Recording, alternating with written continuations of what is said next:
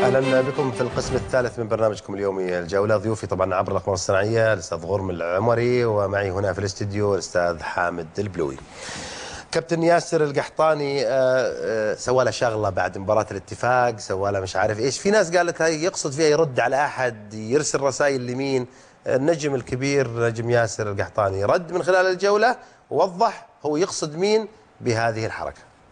الحمد لله رب العالمين. 3 نقاط بالنسبة لنا مهمة وهي الأهم. يعني لا، مستوانا ما كان اليوم المأمول بالنسبة لنا. يمكن كان أجمل ما في المباراة يمكن أول ربع ساعة ولكن في مباراة زي هذه يعني الأهم خصوصا أنك تستمر في الفوز وحصد النقاط، وهذا اللي حصل الحمد لله. لكن ياسر ايش الاسباب؟ يعني ليش نزل رتم الفريق بعد الهدفين؟ امر طبيعي يعني في اي فريق يكون، ويمكن ضغط المباريات المتتاليه يعني يمكن هو سبب من الاسباب، ولكن في النهايه زي ما قلت لك ان احنا حصلنا على الاهم، وان شاء الله المباراه القادمه ان شاء الله نقدر نستمر في حصد النقاط في البدايه وتقديم المستويات الايجابيه ان شاء الله. ايضا ابو عبد العزيز، ياسر يواصل يعني المستويات الجيده، والرد على اللي سميتهم بالثرثارين في لقاء سابق معي، انه يعني تسجل وتصنع اهداف ومستواك في تصاعد. انا ماني قاعد ارد على احد، انا قاعد اقدم اللي علي واللي يحتاجه مني الفريق ويطلبني فيه، سواء كان مدرب الفريق او الجماهير الهلاليه. وانا الحمد لله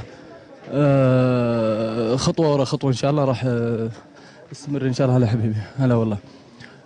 استمر ان شاء الله في تقديم المستويات الافضل ان شاء الله. ياسر، اليوم سبهان حقق 9 نقاط، الهلال 6 نقاط.